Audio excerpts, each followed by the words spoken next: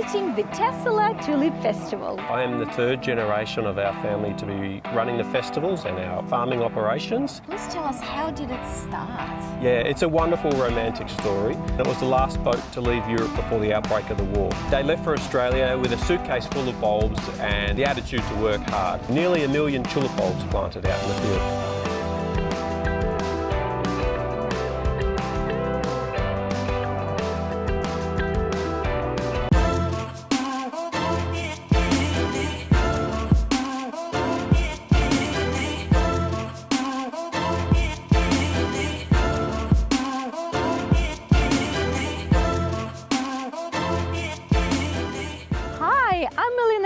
And welcome to Foreign Influence. Spring has finally arrived in Melbourne and we're visiting the Tesselaar Tulip Festival.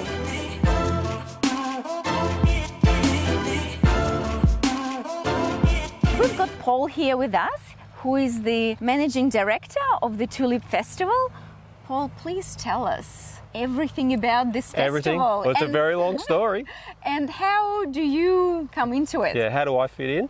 So I am Managing Director. I am the third generation of our family to be running the place, running the festivals and our farming operations. I came about in this business around from before I could walk. So those visitors who've been to the festival would have seen all the kids and the staff dressed in their traditional Dutch costumes. From before I could walk, I was put into my costumes and put out with my siblings to have photos taken by all the tourists that come through. So I've been doing that the whole way through, and I had a little break from the business but came back involved around 20 years ago to help out my parents. Couldn't stay away from the beautiful tulips. Yeah, it's a bit like that. They have a particular appeal to them that makes you want to come back over and over again. So I came back permanently. Please tell us, how did it start? Yeah, it's a wonderful romantic story. My grandfather, they used to live in the Netherlands, they're Dutch. Way back in 1939, there was Great Depression and there was a lot of tension in Europe. Hitler was obviously trying to make moves in the world, and my grandfather could see that and he was not quite happy with it. There was two Dutch ladies that would travel the world and they would write about the different countries they visited, and they went to Australia and wrote about it being a place of opportunity for anyone who wanted to work hard. So my grandfather, with all that information, he then looked at the nursery trade magazine to see that bulb exports were going to Australia. Not very many, but he could see that they knew what bulbs were, so bulbs were going there because that's his life. He put all of that information together and then thought, well, Australia is the place for me. And he went and asked his girlfriend if she would like to marry him. And she said yes. But I'm not sure if he told her the bit about coming to Australia or not. But nonetheless, she said yes. And they left for Australia on their honeymoon, basically. And it was the last boat to leave Europe before the outbreak of the war. They left for Australia with a suitcase full of bulbs and, you know, the attitude to work hard. They went to all the ports in Australia. When they came to Melbourne, it was on a Sunday and it was very quiet, so they thought, oh, this is not a very good place to be because, you know, you need population to sell your flowers and your bulbs. So they went on to Sydney, and at the time they landed on a weekday, and Sydney was hustle and bustle and there was lots of activity happening. So they thought, this is the place for us. But the Dutch Immigration Department heard that they wanted to grow bulbs, and they suggested that Melbourne was a better climate. So they came back to Melbourne. It was similar to European. A bit colder than Sydney. Sydney a bit too tropical, and the tulips, you know, don't really like that. They came down to Melbourne and they started inquiring about properties that might be for sale, and someone brought them up to here in Sylvan. But you can imagine in 1939, travelling 45 kilometres from Melbourne to here was a little daunting and unusual for them, so they weren't very comfortable to be here. So they settled in Ferntree Gully, which is on the foothills of the Dandenong Ranges behind us, and they started their farm there, and they farmed there for around 5 years, and then they got comfortable with travelling the distances and they outgrew that farm, so they decided that let's go back up to Sylvan to see if there was some farms available. They came back to the same farm and the farm said it's still for sale. So they bought it. Oh my goodness, it was just meant to be. A bit like that. So how many acres do you have? Nowadays we've got about 55 acres, and the festival itself is set on around 20 of those acres. So there's plenty of tulips to see. There's plenty of garden, there's forests and nature, lots of open spaces. We settled here in 45, or they settled here in 45. The festival itself, how that started is a wonderful story, another sub-story to that, in that they were growing these beautiful tulips by the roadside. The cars in the early 50s were becoming more and more popular, and more people driving up through the hills. Those that were driving through the hills in spring would come across this field of colour. And as you can see, it's pretty... so attractive. Very attractive. Hard to miss. Yeah, so people were stopping on the side of the road, jumping the fence to take a closer look. By 1954, the crowds were so big in spring that they've decided that they're trying to keep them out, you know, like stay out. They said, OK, everyone come on in now. Entry was by way of a donation to the Red Cross. Ever since 1954. What a great charity. Yeah, it is. Donated hundreds of thousands over the years. So Nowadays generous. we support other charities, not just the Red Cross. That's how the festival started. So, and then through the generations, so my grandparents built it up, and then my father and mother and uncles and aunts built it up a bit more, and then we continue to this day to build it up a bit more. Whereas, you know, what you can see now is, you know, nearly 1 million tulip bulbs planted out in the field. Incredible. How many varieties of tulips do you have here? Possibly too many to count. There's probably 50 different types, but sometimes we have a mixed variety as well, which has got another 50 in there, and it's hard to keep track of them all. This one here is aptly named World's Favourite. Really? Absolutely glows in the light, so you can see it's quite a deep orangey red with this beautiful yellow edging. World's Favourite. It grows very well, excellent for Australian conditions. Nice strong stem and beautiful colour in the garden too. And there's nearly every colour in the rainbow. There's even black tulips. There's even blue tulips. I don't think we've got any of the blue ones now because they are a bit harder to grow. They're not entirely blue, but they're blue enough to call it blue. There's short ones, tall ones, frilly ones that are called parrot types, where they have very frilly leaves. I can take you on. I'll take you on a little trip later on, and I'll show you where those ones are. Absolutely sensational. And then all the colours under the rainbow. How much effort does it take to look after them? It takes a couple of farmers to maintain the whole fields. It's a year-round operation. So we have a tractor that plants them out in May in the big long stocking, essentially a wide stocking that goes here is one of the tractors. This is one of our that's one's for the tourists. Those children young and old enjoy getting on the tractor train for a drive and have a little tour around the farm, a bit of a novelty thing. Or those that might have limited mobility, we've got it's wheelchair enabled so that they can wheel them onto the back and they can have a trip right around the farm. Oh, that's so good that all sorts of people can come to enjoy the festival. Yeah. Look, it is a working farm and it is on a hill, so sometimes it can be difficult. So those people with limited mobility, we give them a free ride. We've been doing this for 3 generations. We want everyone that comes to the festival to enjoy it at its absolute best. So if they're limited mobility and they're stuck up the top, we get them onto the tractor and they get out to see the fields. So you were saying that you put nets? Yeah. So they're planted in a big long net, so it makes it easier to lift. And then everyone gets to enjoy them in spring as they are now. And then once the festival's finished, all the heads get chopped off. Yeah. So they get snapped off and leave the long stem. And what that does, instead of inside here, what would happen is a seed would start growing for future flowers. Or future bulbs. So instead of doing that, we chop the stem and then all the energy goes back down into the bulb and that helps produce next year's flower. So that's after the festival is finished, of course. And then, do they multiply? Yeah, very slowly, or you just buy more from a farmer that grows them just for that.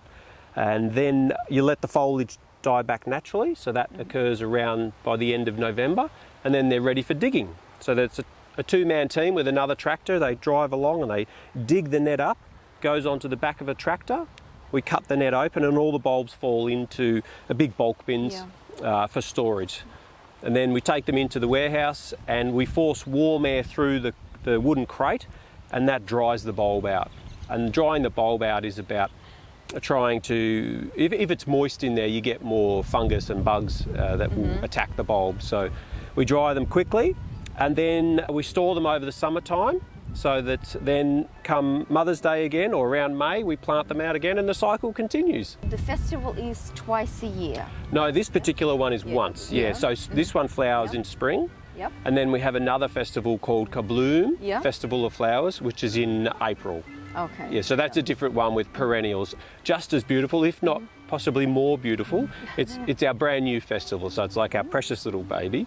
It's we've held that for 3 years. So the third time was earlier this year after COVID, and it was absolutely wonderful. The weather was perfect. Oh, sensational.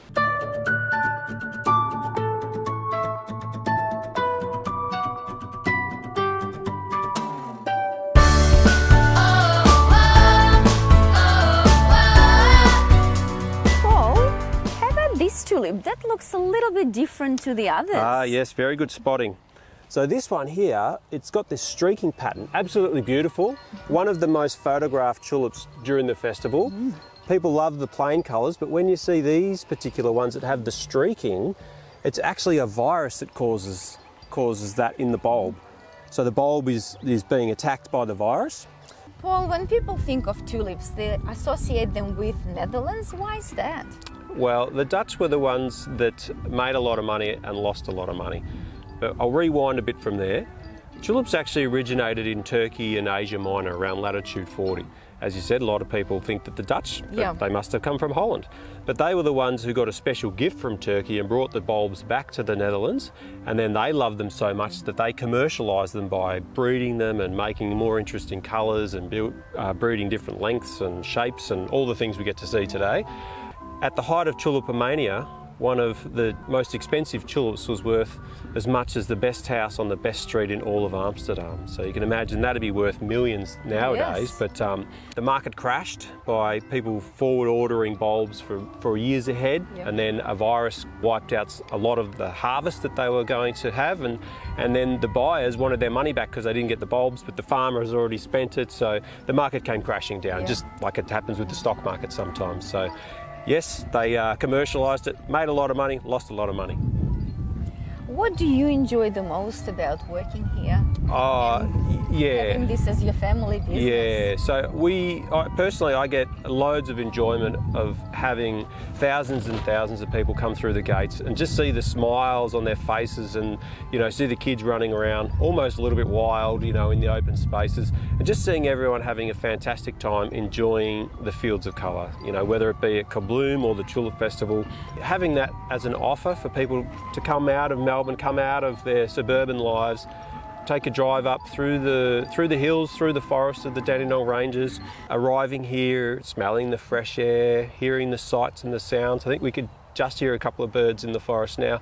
So offering that and seeing the faces as they wander around, and then as they're leaving as well, just hearing the chatter of how much fun they had. So it's the enjoyment of sharing. Yeah, and it brings families together. It does. Does this one have a virus as well? Yeah, so good spotting. This is what the tulip should look like. Nice clean colours where there's solid red with white edging. As you can see on this one, the colours all through it. So a virus is causing that. So is it harmful, the virus, in the long term? It is in the long term because we don't want it to spread through the whole patch of flowers here. So our team will come along and pop a little bit of poison to kill the bulb off and then snap the flower off to say that it's been treated so that it doesn't spread through the whole lot. There is so much of science and a lot love of work and care to take care of this. These tulips. The team need to walk up and down the flower fields a couple of times a week because the flowers keep coming. So the first pass they'll come and they'll get that one, and then you can see here there's still plenty to come through, so they need them to colour up, and then they can inspect them to see if they're appropriate to stay in or to be moved on. What is the shoe called? This is a giant clog. This is for the giants that live in the forest. This is actually timber, so we've recreated a replica of a real clog but made it, it must be 200 or 1,000 times bigger than an ordinary foot. So it is one of the largest, or the largest clog in the Southern Hemisphere. So it's made from wood, so very authentic clog, and it's a great photo opportunity. We'll see plenty of kids coming and climbing in through there or sitting here to get their photo taken. The Dutch wore the clogs because when they were tending to the fields, a lot of the fields were frozen, so very, very cold. They would wear clogs in the field because they would insulate your feet very well. And so we still wear them today, not every day, but as part of our our Dutch costume, authentic Dutch costumes that we want to display to the tourists. So the staff wear them around the fields as well. See, it's well climbed on. You know, people are really enjoying themselves. Very well loved. Well, you can feel it's solid. You know, it's taken from a big tree trunk and carved out with a chainsaw. So one of our local chainsaw artists, Robbie Bast, Melbourneian, world-renowned Robbie Bast, gets his chainsaw and carved it all with a chainsaw and cleaned it all out and hollowed it out. And I love I can sense an Aboriginal theme. Yeah, there actually is. The colours are very Aboriginal, but it's, you know, it is a Dutch pattern. Yeah. You know, to replicate what you would find on different clogs.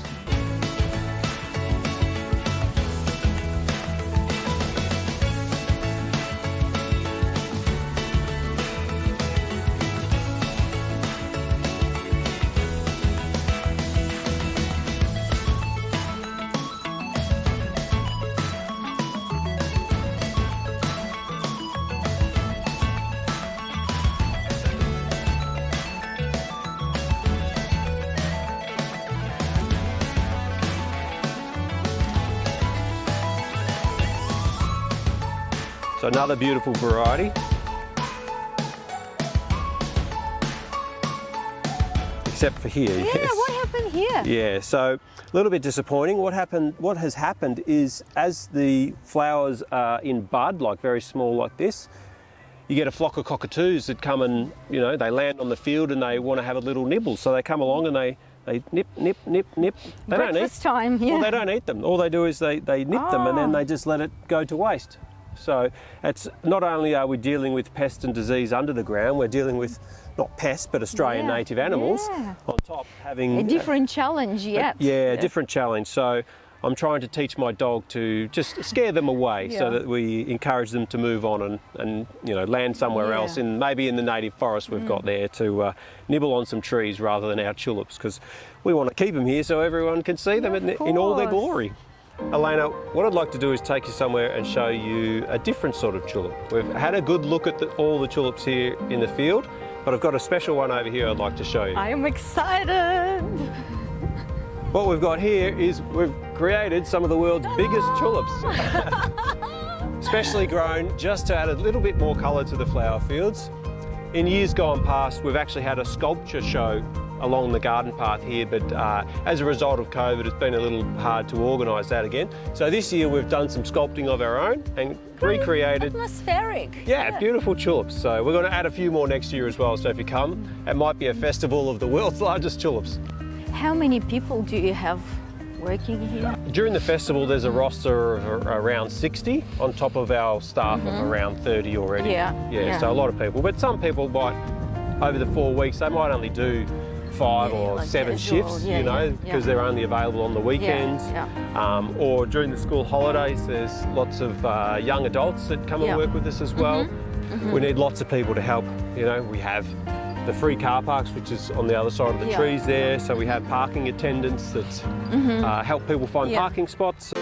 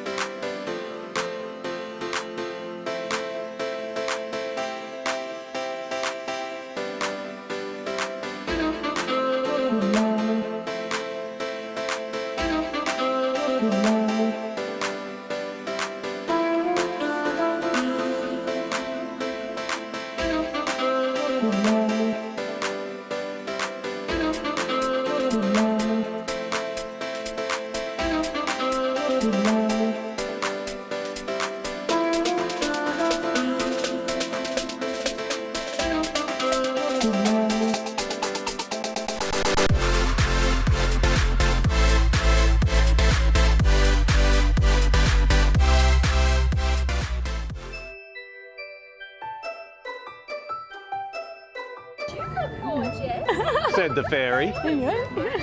Yeah, says the fairy.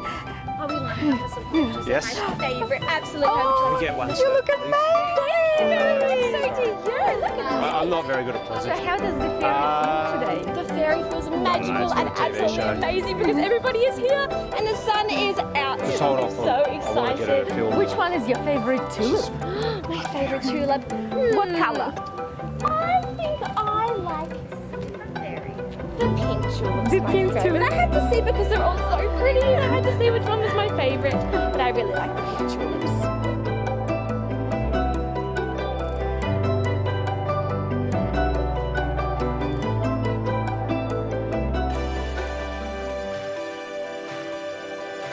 So what we've got here, Alina, is poffages, a beautiful Dutch treat. So this particular organisation has been coming to the festival from, well, I don't know, by the time I was this high, and I've been eating these Dutch treats for the last 45 years.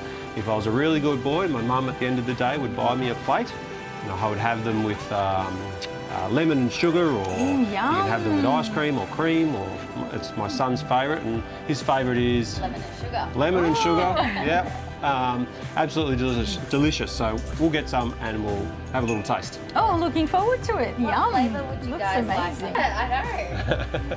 Mudslides.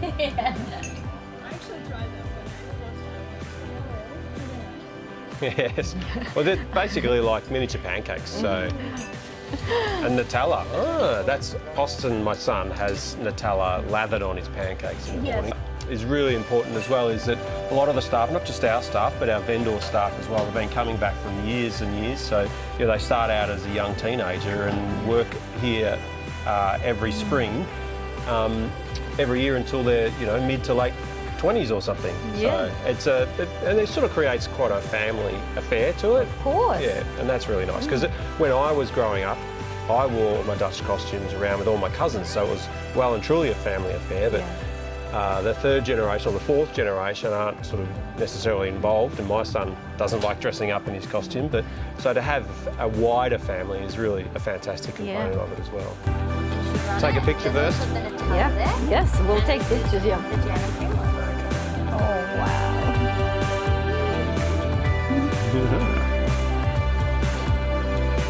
Cheers. Cheers.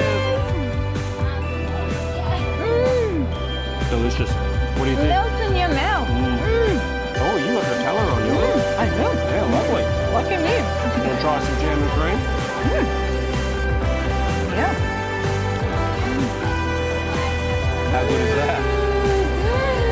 I love jam and cream. And they're all wonderful. There's so many different varieties to choose from. It's hard to stop at just one plate. For sure.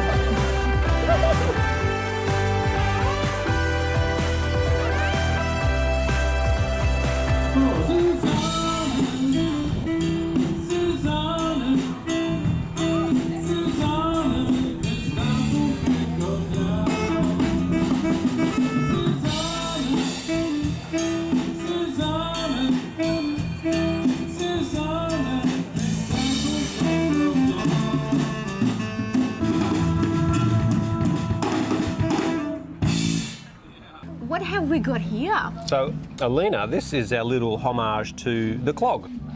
We saw the world's biggest clog down the field before. But what we've got here is a couple of different varieties of clogs because people would wear clogs in the field, or they might even wear this particular one, which is intricately carved for a wedding back in the day. Yeah. So it was a tradition. Yeah. So, it might have been a gift or something like that. Or you can have race cars or lace-up Nikes or Luna Park. Yeah. High-heeled clogs. You can really apply your creativity. You can. Yeah. You can go a little bit crazy. They don't just have to be a little wooden object. Would you like to try a pair on? Yeah, sure. Let's go and check them out. Yes.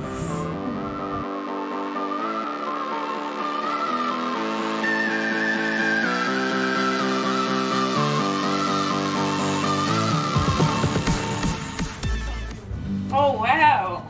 Look at this. Alina, I've chosen you. I think these are a great fit for you. Absolutely. What do you think of them? I feel like a Cinderella.